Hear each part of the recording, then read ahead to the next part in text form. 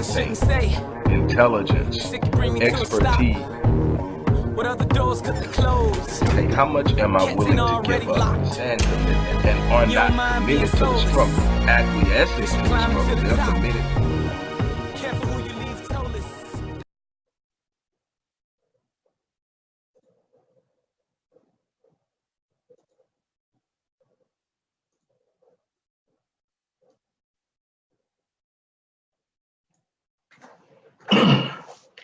Hello, everybody. Dr. Rick Wallace dropping in on you. I hope that everybody is off to a good start this week. Some are recovering from whatever happened on yesterday. Some of us who didn't celebrate the holiday is just picking up from where we left off in work and business yesterday. Whatever it is that you did and however your week has gone thus far, I hope at this point you are fixed and focused. You have an idea of where you're headed, what needs to be done, how you plan on getting it done. And let's be honest about this. The plan may not stay in motion. And it's important for you to understand that. But it's important to have a plan. It's important to have an idea of how you're getting things started. It's a point of measurement, a point of reference, a point of comparison. It's important for you to have a clear understanding of what you're trying to accomplish and how you plan on getting it done. And then you make the necessary adjustments as you move forward. There's always going to be a need for adjustments. It's just that simple. It's something that you get yourself prepared to do and you move about your week. It's not about having the perfect week. It's about making the best adjustments. When you get this understanding about life in general, in any area, in anything that you're dealing with, anything that you're going through, you're going to find out that you're going to be better off for it.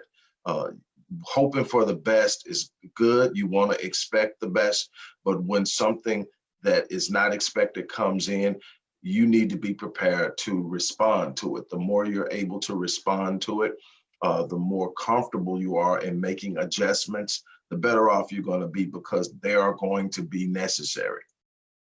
Okay, I'm not going to be before you long. We're trying to get things rolling, trying to get things back on track. There has been so much going on here at Rick Wallace Enterprises and the Odyssey Project, so many things going on in the community, so many different things developing as far as what we're doing and expanding the business and expanding our reach and growing pains, so many other things, but it's a part of the process.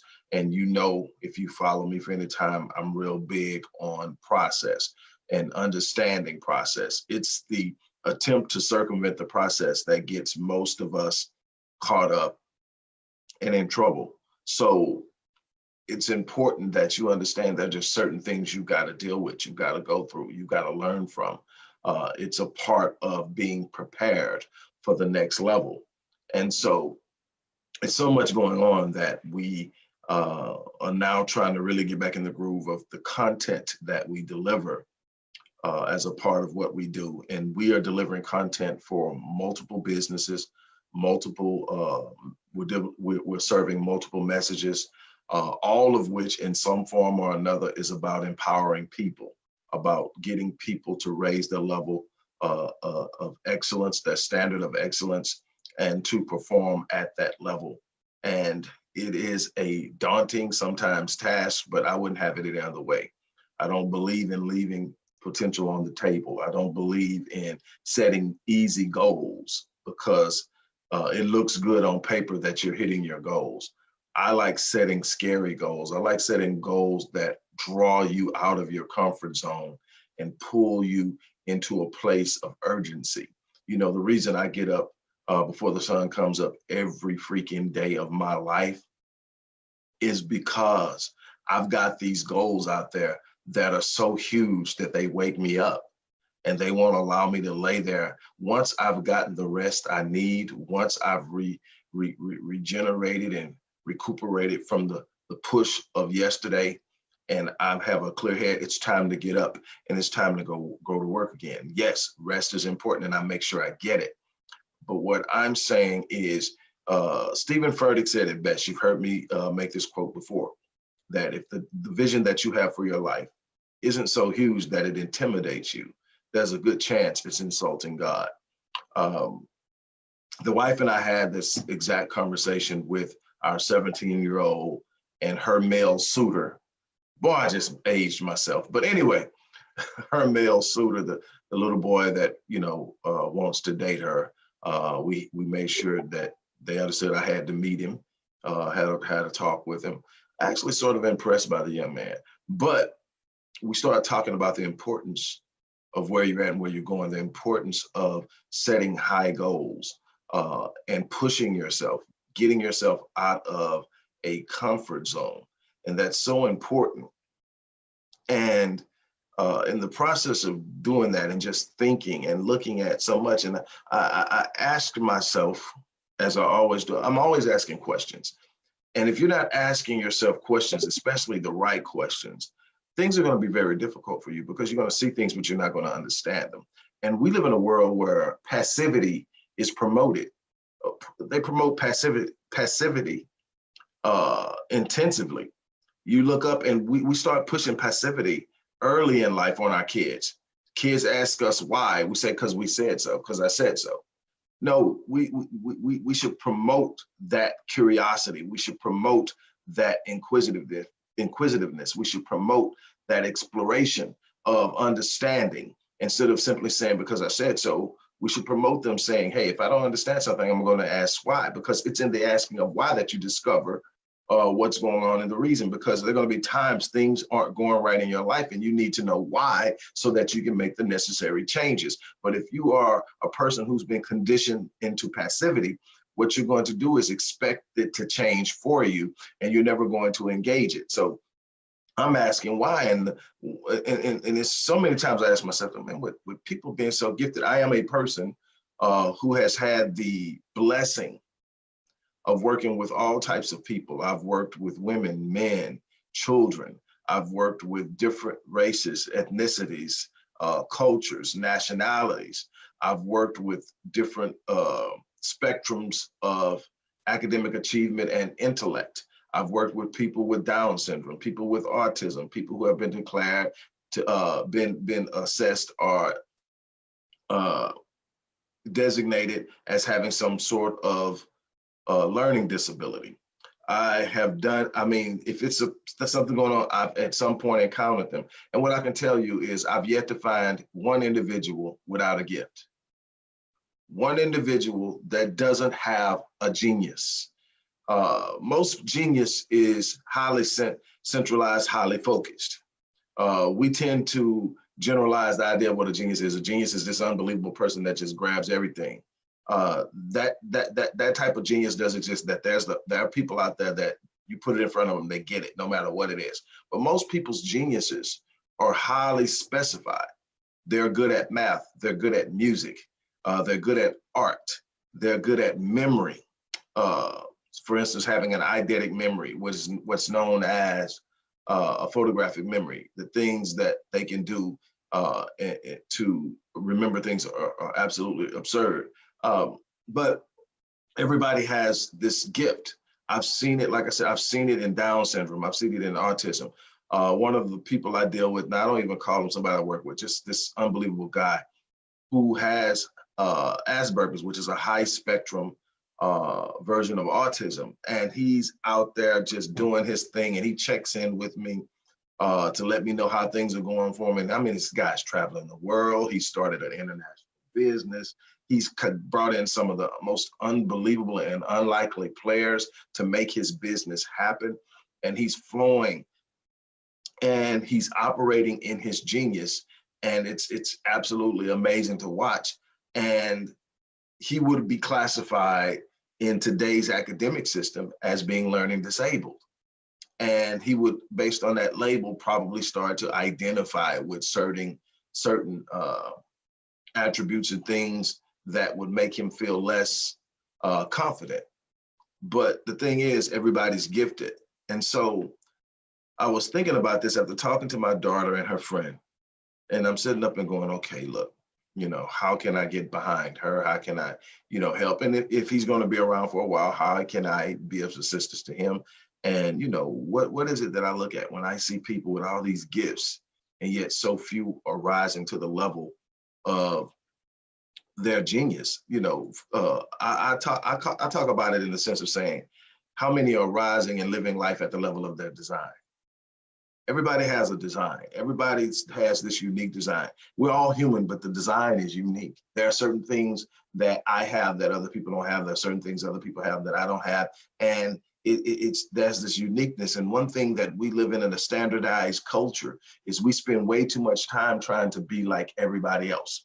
We spend way too much time fitting in rather than standing out. And here's the thing, when you don't stand out, you don't rise. When you fit in, you stay where everybody that is fitting in stays. It's the people that are willing to get out of the mindset of fitting in and move into the mindset of standing out and revealing their uniqueness that those people rise. And so it's immensely important. So I'm asking myself, what is it that's got people stuck? And here's one thing. There are other people that simply want to fit in. They don't want to stand out. And so they're going to be a part of the average culture, the mediocre culture, we all are on the same level culture. We're all doing the same thing. We all make around the same. We all do this, and never really truly experience the power of their gifting and their genius because they wanted to fit in. So you got that. But then you got those who don't want to fit in, but they spend most of their time emulating or imitating the gift of someone else. In other words, they are fascinated with singing, but they don't have the vocal gift. Now you can train your voice. You can train your voice. You can get a voice coach. You train your voice. You may be able to train your hearing to where you can hear and be on key and sing and actually have a pretty. But is it your gift? You got some people out here that are pursuing rap careers and I'm not just talking about that. I'm talking about people who are operating in certain areas of social engagement, social involvement, ministry, writing, you know, all different types of things, and that's not your gift. And you're trying to make your impact on the world by imitating or emulating someone else's gift. You're not operating in your design. You're not being mindful of why you're here. You are operating, hoping to appeal to the world based off of what you see that person experiencing. Whatever it is that person is experiencing has caught your eye, and you want what they have, and you're trying to get it the way they got it, and that's not how it works. You have a place in this world. You have a platform in this world if you're willing to rise up and step up onto it and live the life that's necessary for you to have it. You have it inside of you, but you've got to tap into the talent, the gift, the genius that God gave you. There's nobody on this planet that doesn't have a gift. The problem is the world standardizes what is appropriate and expected and appreciated, and everybody's trying to fit into it instead of living in what you were designed to do. And if you want to know what that gift is, and your gift is always going to direct you to your purpose. That's the beautiful thing about it. When you discover your gift, it's going to introduce you to your purpose. And when you are introduced to your purpose will literally explain your pain, what you've been through, and why it all of a sudden now makes sense. Why? Because you know your purpose. And so how do you know what your gift is? Your gift is going to be this thing that you do so naturally, so easily, so well, with the least amount of effort and intent, meaning that it just comes to you. You've heard that term before. It just comes to me. It just comes to me. You've seen people do it with music, can sit down and never took a lesson and can play.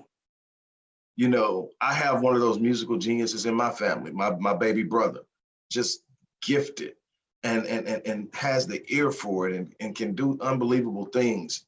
And he's been doing this since he was 4. or before that. We just started taking notice when he was 4 because it came out to the public. But, you know, it was driving us crazy, beating on stuff. And one of the best drummers to come through.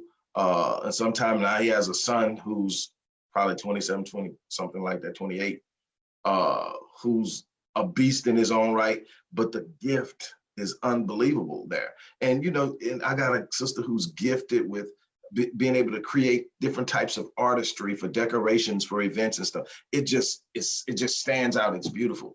And I look at all of my siblings, and they have these gifts.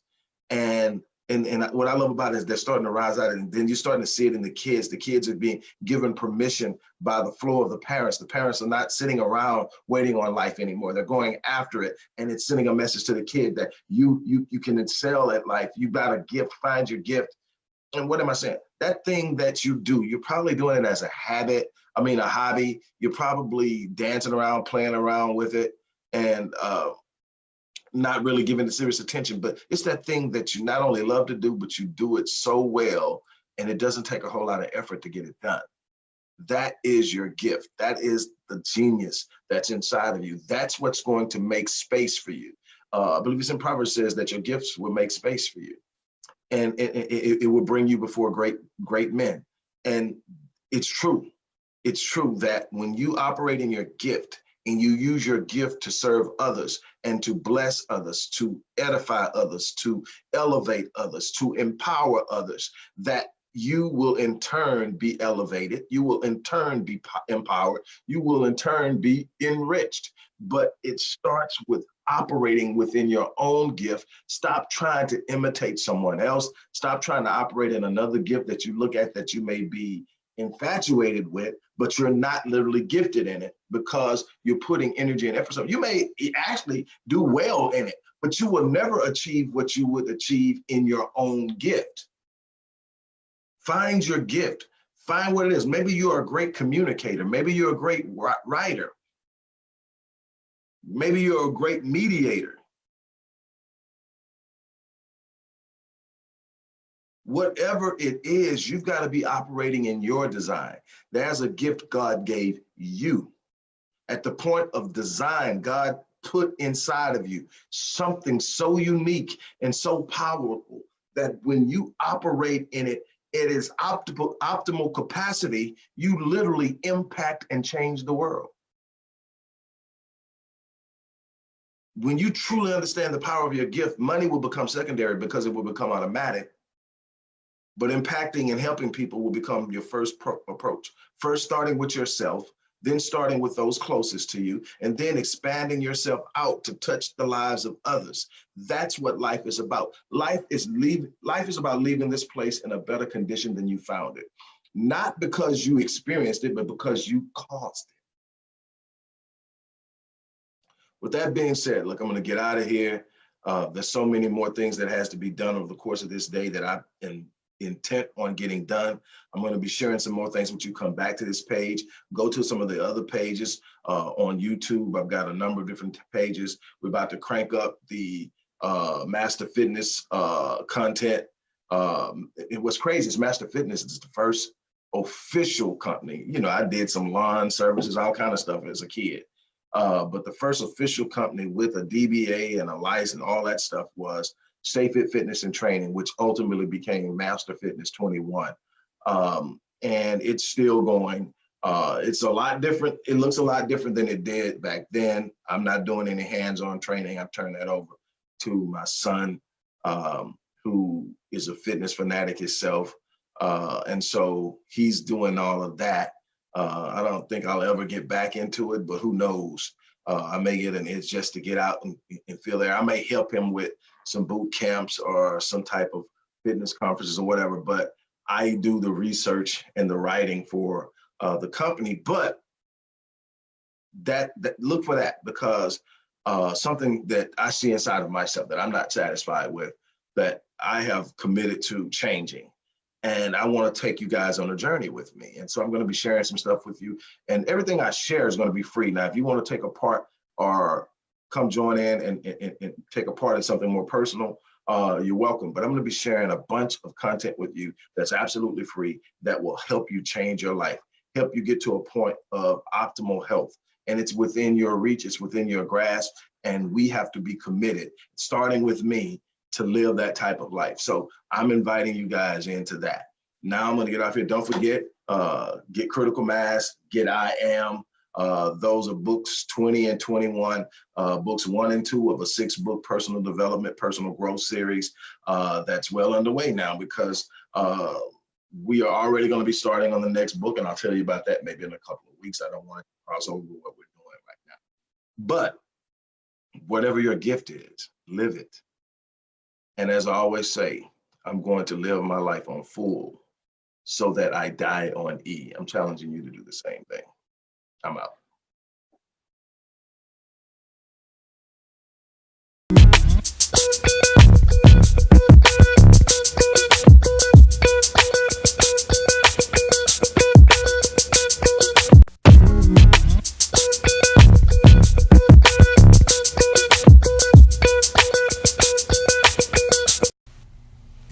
Good morning.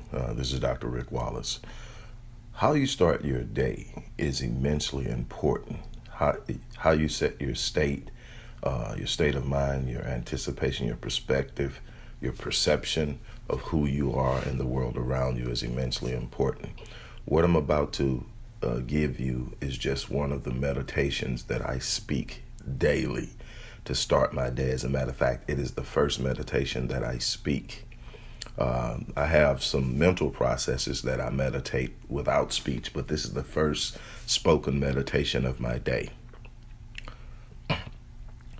I know that I am pure spirit, that I always have been and that I always will be. There's inside me a place of confidence and quietness and security where all things are known and understood. This is the universal mind, God, of which I am a part. This universal mind knows the answers to all of my problems, and even now, the answers are speeding their way to me. I need not struggle for them. I need not worry or strive for them. When the time comes, the answers will be there. I give my problems to the great mind of God. I let go of them, confident that the correct answers will return to me when they are needed. Through the great law of attraction, everything in life that I need for my work and fulfillment will come to me. It is not necessary that I strain about this. Only believe, for in the strength of my belief, my faith will make it so. I see the hand of divine intelligence all about me, in the flowers, the trees, the brooks, and the meadows. I know that the intelligence that created all of these things is in me and around me, and that I can call upon it for my slightest need. I know that my body is a manifestation of pure spirit, and that spirit is perfect, therefore my body is perfect also. I enjoy life each day, for each day brings a constant demonstration of the power and the wonder of the universe and myself. I am confident, I am serene, and I am sure. No matter what obstacle or undesirable circumstance crosses my path, I refuse to accept it, for it is nothing but an illusion. There can be no obstacle or undesirable circumstance to the mind of God, which is in me, around me, and serves me now. Thank you. You guys have an unbelievable day.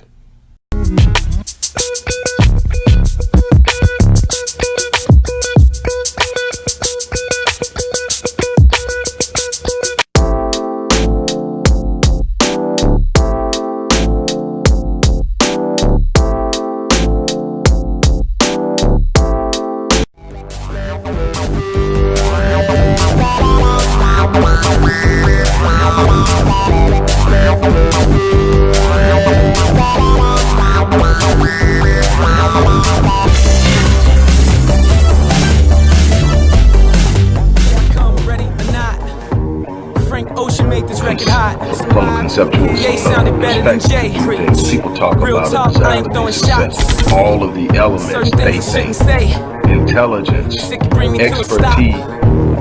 What other doors could they close? Hey, how much am I willing to give up and commitment, and are not committed to the struggle, acquiescing to the struggle, they're committed. Careful who you leave. Hello, everybody. Dr. Rick Wallace dropping in right now. Thanks, first of all. Second of all, I just need to really iterate the fact that we need your help.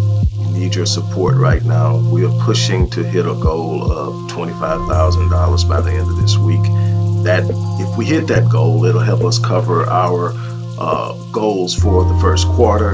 It'll help us consistently continue to do what we're doing with Black Men Lead, Restoring Ghetto's Forgotten Daughters, our new program providing mental health services and resources, and so much more that we've been doing consistently.